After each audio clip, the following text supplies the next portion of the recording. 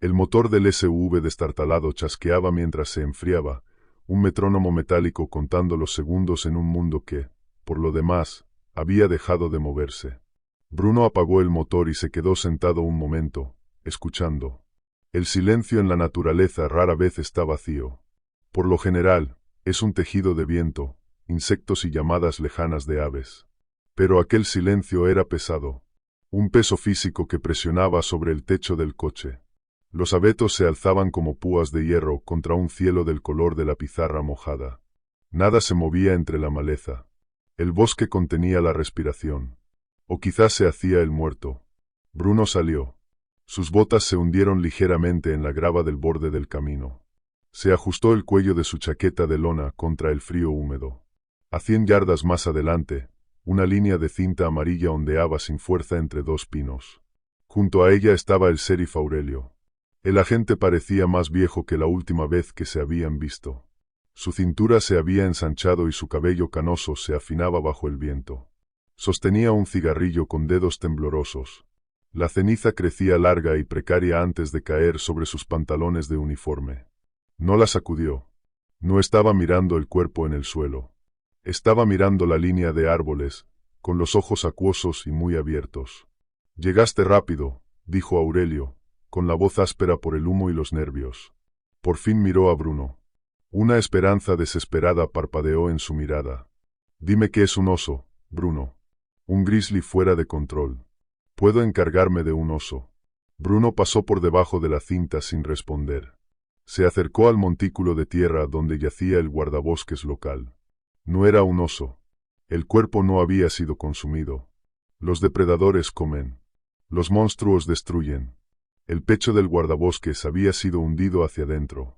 La caja torácica estaba destrozada con la fuerza de una prensa hidráulica. Parecía como si un ariete lo hubiera golpeado justo en el centro del cuerpo. Bruno se arrodilló. Sus rodillas encontraron el barro frío. El aire allí era denso de olores. Percibió el sabor metálico del cobre de la sangre acumulándose en la tierra, la podredumbre húmeda de las hojas en descomposición y algo más. Algo más almizclado. Más agudo. Olía a perro mojado, pero amplificado 100 veces, mezclado con el hedor rancio de carne podrida. «Linterna», pidió Bruno, extendiendo una mano. Aurelio se la entregó. Bruno enfocó el haz de luz sobre el barro que rodeaba el cadáver. El suelo estaba revuelto, pero una huella destacaba, preservada en la arcilla. Era enorme. Fácilmente el doble de ancha que la propia mano de Bruno. 5 dedos. Marcas profundas de garras excavadas en la punta de cada uno. Bruno colocó la mano por encima para comparar la escala. «¿Lobo?», preguntó Aurelio débilmente. «No», dijo Bruno, poniéndose de pie. «Los lobos corren sobre los dedos. Esta cosa camina sobre los talones. Está plantada. Bípedo». Se movió hasta el pino más cercano, un gigante imponente con corteza como placas de armadura. A unos 9 pies de altura en el tronco, la madera había sido arrancada en tajos salvajes. Había sangre rociada allí, muy por encima de sus cabezas. Bruno pasó el dedo cerca de las hendiduras.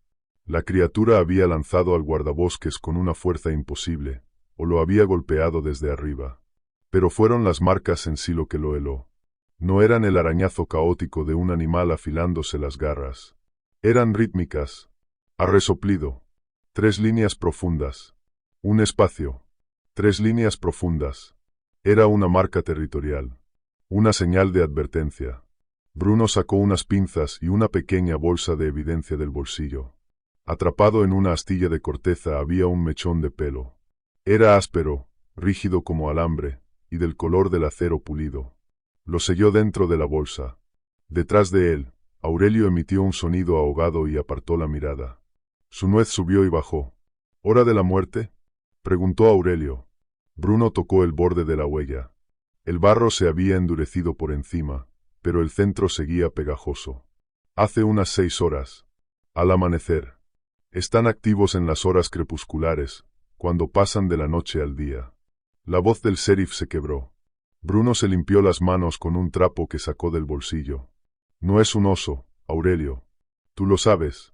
El sheriff asintió lentamente y arrojó la colilla del cigarrillo a un charco, donde siseó y murió. Tenía que tener esperanza. Caminó de vuelta hasta su patrulla y alcanzó el micrófono de la radio. Bruno lo siguió, escuchando mientras el sheriff intentaba contactar con la central estatal. La radio escupió estática, un ruido blanco que sonaba como piedras moliéndose. Finalmente, una voz aburrida desde la capital logró abrirse paso. Sheriff, no tenemos recursos disponibles para control animal. Emita una advertencia a los excursionistas. No provoque pánico. Cambio. Es una escena de homicidio, gritó Aurelio. Pero la línea solo hizo clic y zumbó con interferencia. La indiferencia burocrática quedó suspendida en el aire, más fría que el viento de la montaña. Bruno le dio la espalda al coche, mirando hacia el norte. El viento cambió, bajando desde las crestas altas. Traía de nuevo aquel débil olor rancio. El pelo de la nuca se le erizó. Un sistema de alarma primitivo, afinado por 2 décadas rastreando cosas que no querían ser encontradas. Sintió ojos sobre él. No ojos de animal, que observan buscando movimiento. Ojos inteligentes, calculando riesgo e intención. Vámonos, dijo Bruno, con la voz baja. Tenemos que salir de campo abierto. Nos están observando. El barranco era una cicatriz en la tierra, una profunda hendidura llena de sombras y helechos antiguos que crecían hasta la cintura. Bruno avanzó entre la vegetación con un paso ondulante. Apoyaba el peso en la parte exterior de las botas para evitar el chasquido de las ramas secas. Ahora estaba a millas del pueblo, en lo profundo de la zona verde, donde el mapa no mostraba nada salvo líneas de contorno. Se había untado una pasta de ceniza y barro por la cara y el cuello para ocultar el olor a jabón y detergente, rompiendo la silueta familiar de un rostro humano. Encontró el rastro a 1 milla de distancia. No era una senda de animales. Los ciervos se abren paso por la ruta de menor resistencia. Aquel sendero había sido abierto por fuerza bruta. Arbolillos tan gruesos como una muñeca estaban partidos, no cerca del suelo, sino a la altura del hombro. Quienquiera, lo que fuera, que hubiera caminado por allí, no se preocupaba por el sigilo. Caminaba con la arrogancia de un depredador supremo que no teme nada en esos bosques. Bruno siguió el rastro hasta el hueco. El aire allí se volvió estancado, protegido del viento. Encontró el lugar de descanso en el lecho seco de un arroyo. Grandes parches de hierba estaban aplastados en depresiones ovaladas. Contó 12 puntos distintos, pero probablemente había más. Dispersos alrededor del perímetro había huesos de muslo de ciervo partidos, con el tuétano chupado hasta quedar limpio. El olor era insoportable. El suelo estaba saturado de orina, un hedor acre, cargado de amoníaco, que le hizo lagrimear los ojos. Era olor a perrera, pero multiplicado por una intensidad biológica cruda. Algo brilló en el barro, cerca del nido más grande. Bruno se agachó y lo recogió. Era una pinza de pelo de plástico, rosa brillante, con forma de mariposa. Una baratija infantil. Un nudo frío se le apretó en el estómago. Aquellas cosas no acababan de llegar. Habían estado explorando el perímetro del pueblo. Habían estado lo bastante cerca de las casas como para encontrar juguetes caídos. No era solo una migración. Era una misión de reconocimiento. ¡Crack! El sonido vino desde detrás de él. No era el asentamiento de la tierra ni el viento. Era la fractura deliberada de madera bajo peso. Bruno giró, levantando la carabina en un movimiento fluido. El bosque estaba inmóvil. Los helechos colgaban sin moverse, pero el silencio había cambiado. Ya no estaba vacío. Estaba preñado de violencia. Desde un matorral de rododendros a su izquierda, una mancha gris estalló hacia afuera. La velocidad era antinatural, desafiando la física de algo de ese tamaño. Bruno no tuvo tiempo de alinear las miras. Apenas consiguió torcer el torso. Balanceó la pesada culata del rifle para interceptar aquella masa. El impacto lo golpeó como una embestida brutal. El aire salió de sus pulmones en un doloroso resoplido, y fue lanzado hacia atrás contra el barro. El rifle salió volando de sus manos y patinó sobre las piedras. Una sombra se alzó sobre él. La criatura era inmensa. Una pared imponente de músculo fibroso y pelaje gris. Tenía el hocico arrugado hacia atrás, mostrando hileras de dientes amarillentos y aserrados. Saliva espesa goteaba sobre el pecho de Bruno. Pero fueron los ojos lo que lo aterró. Ámbar, con pupilas verticales en forma de rendija. No contenían una rabia animal sin mente. Contenían cálculo. Curiosidad. La mano de Bruno encontró la empuñadura del cuchillo en su cinturón. Lo clavó hacia arriba, apuntando a la unión entre el cuello y el hombro. La hoja se hundió, pero se sintió como apuñalar un neumático radial. Goma y músculo gruesos, densos. La criatura rugió. Un sonido como metal moliéndose contra piedra. Y atacó. Garras afiladas como bisturíes atravesaron la chaqueta de Bruno y le despellejaron la piel del hombro izquierdo. Dolor. Blanco. Ardiente. Abrasador. Lo cegó durante un segundo. Pateó hacia afuera. Su bota impactó contra la rodilla de la criatura, comprándole una fracción de segundo. Su mano derecha tanteó en la cadera.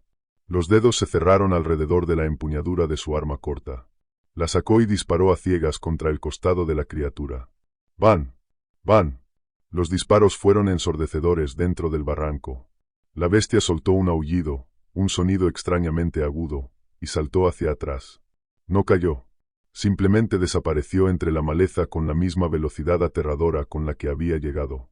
Bruno retrocedió a rastras. Sus botas resbalaban sobre las piedras mojadas hasta que su espalda chocó contra una pared de granito. Sostenía la pistola con una mano temblorosa, barriendo la línea de árboles. La sangre empapaba su manga, caliente y pegajosa. Se apretó la mano contra la herida, sintiendo la ruina irregular de su músculo del hombro. El bosque a su alrededor cobró vida con crujidos. No desde una sola dirección. Desde todas partes. Había perdido el elemento sorpresa. Estaba herido, sangrando, y superado en número. La pinza rosa ardía en su bolsillo. Sabían que estaba allí. Habían dejado que el explorador lo pusiera a prueba. Y ahora la manada estaba cerrando el cerco. Bruno se obligó a ponerse de pie. La visión se le volvía gris en los bordes. Tenía que moverse. Si se quedaba en el terreno bajo, estaba muerto. La torre de vigilancia contra incendios descansaba sobre la espina de la cresta como un esqueleto oxidado, con sus patas metálicas ancladas en el granito. Bruno se arrastró por el último tramo de escaleras, respirando en jadeos desgarrados. Cada peldaño de la escalera enviaba una sacudida de agonía por su hombro izquierdo. Abrió de golpe la trampilla, se metió en la cabina de paredes de cristal y cerró la escotilla de un portazo, empujando una pesada silla de acero encima. Estaba a salvo por el momento. El viento silbaba por las rendijas del cristal, una melodía solitaria y lúgubre. Bruno despejó la mesa polvorienta y extendió su botiquín de primeros auxilios. Le temblaban las manos. No por miedo, por el shock y la pérdida de sangre. Mordió una correa de cuero de su bolsa de equipo y destapó una botella de alcohol desinfectante. Lo vertió directamente sobre la carne desgarrada de su hombro. El dolor fue absoluto. Le blanqueó la visión y forzó un gemido gutural a través de sus dientes apretados. Se inclinó sobre la mesa, con el sudor goteándole desde la nariz, hasta que el mundo dejó de girar. Hilo. Aguja. Limpió la aguja en la llama de un encendedor. Tenía que cerrar la herida. El olor de la sangre fresca los llevaría al frenesí. Perforó la piel. El sonido de la aguja atravesando la dermis dura fue fuerte en la pequeña habitación. Una puntada. 2. Las ató con dedos resbaladizos y ensangrentados. 5 puntadas en total. Era un trabajo horrible. Trabajo de carnicero. Pero juntó la carne. Pegó una gruesa gasa encima y se inyectó una jeringa de morfina en el muslo.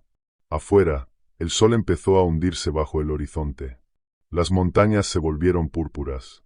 Luego negras. Bruno tomó su monocular térmico. Se acercó a la ventana y escaneó el suelo del valle abajo. El dispositivo zumbó suavemente. La pantalla convirtió el mundo en tonos de azul y gris. Entonces los vio. Siluetas blancas y calientes se movían por el barranco del que acababa de escapar. No era una manada. Era un ejército. Contó 20, 30, 40 firmas de calor, y aún había más moviéndose entre los árboles. Más de 50, quizá. No corrían sin control. Se movían en formación. Firmas más grandes y brillantes flanqueaban al grupo principal, arreando a los más pequeños, manteniendo el perímetro cerrado. Desplazó la mirada hacia un afloramiento rocoso que dominaba las luces del pueblo a lo lejos. Una única firma térmica enorme permanecía allí, inmóvil. Era significativamente más grande que las demás. El Alfa. No estaba cazando. Estaba observando. Estaba estudiando la disposición de las calles, las luces, el movimiento de los coches. Bruno sintió un respeto reacio y aterrorizado.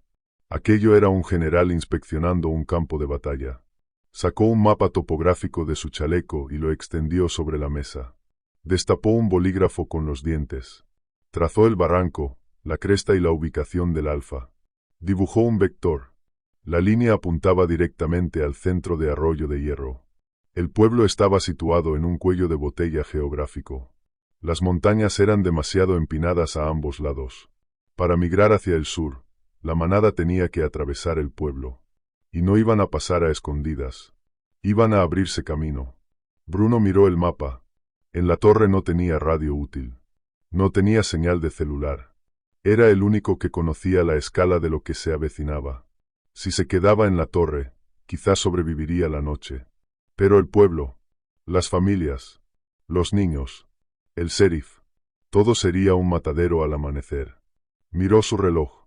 Las 2 de la madrugada. Tenía que volver abajo. El descenso fue una tortura. La morfina le quitaba el filo al dolor, pero su hombro se sentía como si estuviera relleno de vidrios rotos. Avanzó entre la niebla previa al amanecer, un fantasma en su propio mundo. Llegó al lugar donde había dejado el SUV. El vehículo estaba intacto. Las ventanas seguían enteras. Pero cuando rodeó el coche hacia el lado del conductor, se quedó helado. Dibujado en el barro alrededor del coche había un círculo perfecto. Una garra lo había tallado profundamente en la tierra. Habían encontrado su coche. Sabían que él estaba allá arriba. Podrían haber esperado y matarlo. Pero no lo hicieron. Lo habían dejado vivir a propósito. ¿Por qué? Bruno abrió la puerta y se deslizó dentro. La respuesta lo golpeó mientras arrancaba el motor. No solo querían matarlo. Querían que corriera. Querían que llevara el miedo de vuelta al rebaño. El miedo vuelve predecible a la presa. El miedo hace que la presa corra. Y correr activa la persecución. Metió la marcha de golpe. Les llevaría su miedo. Pero también les llevaría una guerra. El ayuntamiento era un caldero de ruido. El aire estaba denso con olor a lana húmeda, café rancio y pánico creciente. Todos los asientos estaban ocupados. La gente permanecía de pie junto a las paredes, con los brazos cruzados y los rostros tensos. Aurelio estaba en el podio, pequeño y derrotado, intentando hablar por encima de la discusión a gritos entre un ganadero local y el alcalde. Bruno empujó las puertas dobles y las abrió. No habló. Caminó por el pasillo central, con el rostro pálido bajo la suciedad y el brazo izquierdo sujeto con fuerza al pecho en un cabestrillo. La sala fue quedándose en silencio fila por fila, como una ola rompiendo contra la orilla. La imagen del rastreador, normalmente un fantasma, ahora ensangrentado y sombrío, exigía atención. «Hay más de 50», dijo Bruno. Su voz no era fuerte, pero llegó hasta el fondo de la sala. «Se mueven en columna. Estarán aquí al anochecer». «Los lobos no se mueven en columnas», se burló un cazador con gorra de camuflaje, poniéndose de pie. «Estás asustado, Bruno. Un oso te ha arañado y ahora estás asustando a las mujeres». Bruno no discutió. Metió la mano en el bolsillo y arrojó la bolsa de evidencia sobre la mesa, delante del alcalde. El pelo grueso, rígido como alambre y gris acero quedó allí, extraño e innegable. Luego arrojó junto a él la pinza rosa con forma de mariposa. «Estaban en el barranco», dijo Bruno. «Explorando. Han estado vigilando sus patios traseros». Una mujer en la primera fila soltó un jadeo, reconociendo la pinza. El escepticismo de la sala se evaporó, reemplazado por un terror frío y vibrante. «Nos vamos», ordenó Bruno. «Ahora. En convoy. Luces largas. Permanecemos juntos». El pánico que siguió apenas pudo ser controlado. En 30 minutos, una fila de vehículos esperaba al ralentí en Calle Mayor. Camionetas cargadas con muebles. Sedanes llenos de maletas. Un autobús escolar amarillo repleto de los niños del pueblo. Aurelio tomó la patrulla de cabeza. Bruno iba en el asiento del copiloto, con el rifle apoyado sobre el salpicadero. Salieron del pueblo justo cuando empezó a caer la lluvia. Cortinas duras de agua golpeaban los techos. El convoy serpenteó por la carretera de montaña, la única salida asfaltada de Arroyo de Hierro. El ambiente dentro del coche era quebradizo. Aurelio agarraba el volante con tanta fuerza que tenía los nudillos blancos. «Lo vamos a lograr», murmuró Aurelio, más para sí mismo que para Bruno. Llegaron a la curva del Diablo. Un gancho estrecho en la carretera, bordeado por un acantilado vertical a un lado y una caída al otro. Aurelio pisó los frenos de golpe. Bloqueando la carretera había un camión maderero. Estaba volcado de lado. El remolque, retorcido. Enormes troncos de pino se derramaban por ambos carriles como cerillas esparcidas. No era un accidente. La cabina estaba vacía. Los troncos estaban entrelazados, formando un muro deliberado. «¡Reversa!», gritó Bruno, agarrando el transmisor de la radio. «Todas las unidades, reversa. Es una trampa». Las bocinas estallaron. La confusión se propagó por la fila. Los coches detrás de ellos estaban demasiado cerca. No podían retroceder. El convoy se comprimió, atrapado contra el bloqueo. Entonces la lluvia pareció solidificarse en sombras. Desde los acantilados de arriba, formas oscuras se lanzaron al aire. Cayeron sobre los techos de los coches con el sonido de mazos golpeando chapa metálica. El cristal estalló. Los gritos rasgaron el tamborileo de la lluvia. Una criatura cayó sobre el capó de la patrulla del sheriff. Era demacrada. El pelaje mojado pegado a un armazón esquelético. Pero los músculos bajo la piel se tensaban con poder. No atacó el parabrisas. Clavó las garras en la unión de la puerta del conductor. El metal gimió y chilló mientras la puerta era arrancada hacia atrás, con las bisagras partiéndose como ramas secas. Aurelio retrocedió como pudo, tanteando torpemente en busca de su arma. Bruno disparó a través del parabrisas. El cristal se llenó de grietas como una telaraña, volviéndose opaco. La criatura rugió y saltó, desapareciendo en el caos. Más abajo en la fila, era una masacre de maquinaria. Las criaturas rajaban neumáticos. Mordían las rejillas de los radiadores. Todavía no estaban matando a todos. Estaban inutilizando los vehículos. Estaban sellando las salidas. «¡Fuera!». Bruno abrió su puerta de una patada. «Abandonen los coches. De vuelta al pueblo. ¡Corran!». Proporcionó fuego de cobertura. El crujido de su rifle respondía al trueno sobre sus cabezas. La gente salió a trompicones de sus coches calientes hacia la lluvia helada, aferrándose a sus hijos, abandonando sus vidas empaquetadas en maletas. «No miren atrás». Bruno agarró a Aurelio por el cuello y lo arrastró fuera de la patrulla destrozada. «Muévete». El convoy se convirtió en una estampida de personas a pie, huyendo de regreso por la cinta de asfalto hacia el pueblo del que acababan de intentar escapar. Detrás de ellos, las bestias aullaron. Un sonido de triunfo. La trampa se había cerrado. Arroyo de Hierro ya no era un hogar. Era una jaula. La comisaría y la ferretería contigua se convirtieron en el último bastión de Arroyo de Hierro.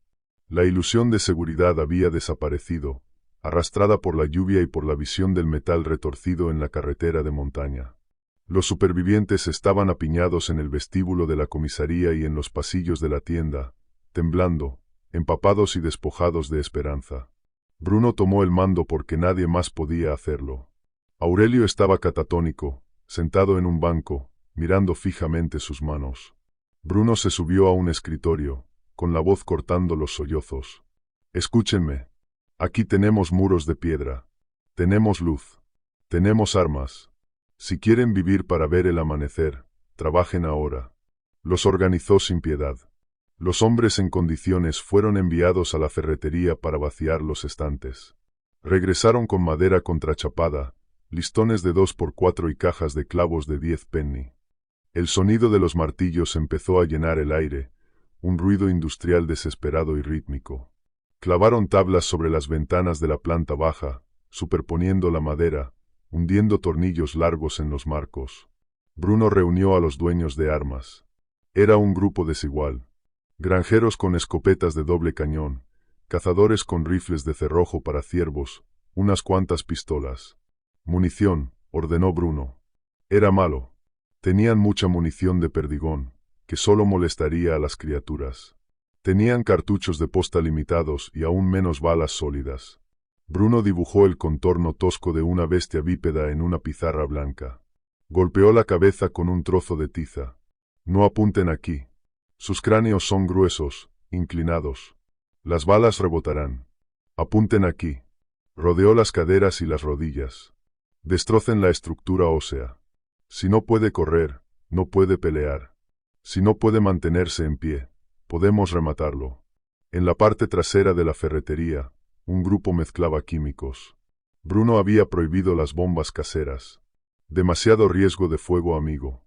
Pero les dio instrucciones para fabricar recipientes incendiarios. Cubos llenos de trapos, aceite de motor y disolvente de pintura fueron colocados en puntos de estrangulamiento estratégicos fuera de las puertas. El problema estalló cuando Fermín, el dueño del aserradero local, se abrió paso entre la multitud.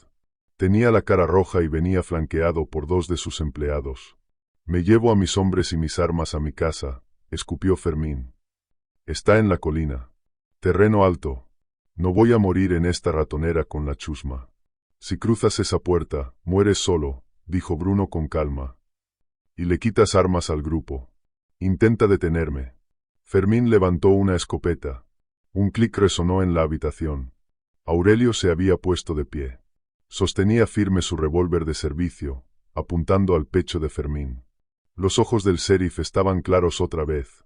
«Siéntate, Fermín, o te juro por Dios que les ahorraré el trabajo a los monstruos». Fermín vaciló, miró los rostros sombríos a su alrededor y bajó el arma. La unidad se mantuvo. Apenas. Para el crepúsculo, los preparativos estaban hechos. Bruno tendió una línea de hilo de pescar alrededor del perímetro de la calle, atando latas vacías de sopa llenas de piedrecillas. Un sistema de alarma primitivo. El sol desapareció detrás de los picos.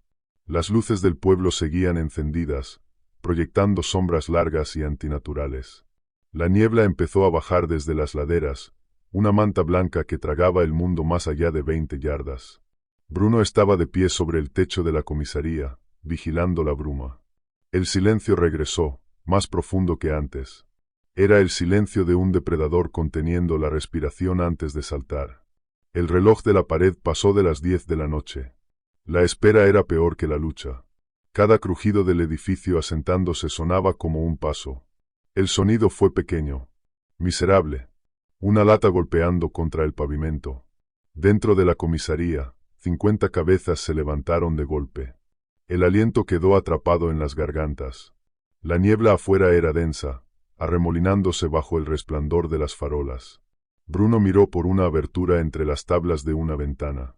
Nada. Solo el vacío blanco. Luego, movimiento en el techo de la panadería al otro lado de la calle. Una silueta se materializó entre la niebla. Se sentó en el parapeto con naturalidad, con las piernas colgando del borde como una gárgola que hubiera cobrado vida. Los estaba observando. «Solo está ahí sentado», susurró Damián, el joven ayudante, con el rifle temblando en sus manos. «Es un señuelo», siseó Bruno. «No te quiebres». Damián disparó. El cristal de la ventana de la panadería estalló. La criatura del techo no cayó. Simplemente se inclinó hacia atrás y se disolvió en las sombras. «Idiota». Bruno agarró a Damián del hombro. «Estaban comprobando nuestro alcance. Acabas de decirles exactamente dónde estamos y con qué estamos disparando». Como si fuera una señal, la calle estalló. 3 formas grises salieron disparadas del callejón. No cargaron contra las puertas. Atacaron las barricadas. Con una fuerza aterradora, desgarraron la madera contrachapada de las ventanas de la ferretería, arrancando tablones sueltos con el sonido de clavos chillando. «¡Fuego!», rugió Bruno. Los defensores abrieron fuego. Los fogonazos de las bocas de los cañones iluminaron la niebla como luces estroboscópicas. El ruido era ensordecedor. La madera se astilló. Las criaturas se movían demasiado rápido, zigzagueando, manteniéndose bajas. Una de ellas encontró un punto débil. Embistió con el hombro una ventana tapiada de la ferretería. La madera se partió. La bestia cayó dentro, en el pasillo de suministros de jardinería. Los gritos estallaron entre los civiles apiñados al fondo. Bruno no pensó. Saltó sobre el mostrador y corrió hacia la tienda. Accionó su escopeta, cargando una bala sólida. Dobló la esquina hacia el pasillo de pinturas. La bestia estaba allí, incorporándose desde una postura agachada, sacudiéndose cristales del pelaje. Gruñó, lanzándose contra una mujer encogida en el suelo. Bruno silbó, agudo y fuerte. La criatura giró a mitad del movimiento, con sus ojos ámbar clavándose en él. Bruno apretó el gatillo. La escopeta rugió. A 3 metros, la bala impactó con la fuerza de una bala de cañón. Golpeó a la criatura en el centro del pecho y la lanzó hacia atrás contra un estante de latas de pintura. Las latas explotaron, bañando a la bestia en látex blanco y azul. Se retorció, intentando levantarse, pero tenía el esternón pulverizado. Bruno accionó la corredera y le metió un segundo disparo en la pelvis. Se desplomó, temblando. Afuera sonó un silbido. Un extraño sonido imitador, como el canto de un pájaro, pero más grave. El ataque se detuvo. Las criaturas de afuera se retiraron, arrastrando a un compañero herido hacia la niebla. Desaparecieron tan rápido como habían aparecido. Bruno se quedó de pie sobre la bestia muerta, respirando con dificultad. El olor a pólvora y sangre cobriza llenaba el pasillo. «¿Se acabó?», sollozó alguien. Bruno recargó su arma, con las manos resbaladizas por el sudor. «No», dijo sombríamente. Eso fue la prueba de estrés. Estaban tanteando los puntos débiles. Miró la ventana destrozada. Y habían encontrado uno. A las 3 de la madrugada. La hora bruja. La parte más profunda de la noche, cuando el espíritu humano está en su punto más bajo. La lluvia se había detenido, dejando un silencio pesado y goteante. Bruno caminaba de un lado a otro por el vestíbulo. Algo estaba mal. Los perros en las casas residenciales, los que habían quedado atrás, habían estado ladrando antes. Ahora estaban en silencio. Entonces las luces murieron. Las farolas parpadearon y se apagaron. La comisaría se hundió en la oscuridad. Alguien gritó. «Luces de emergencia», gritó Aurelio. «Traigan las linternas de batería». Haces de luz cortaron el aire polvoriento.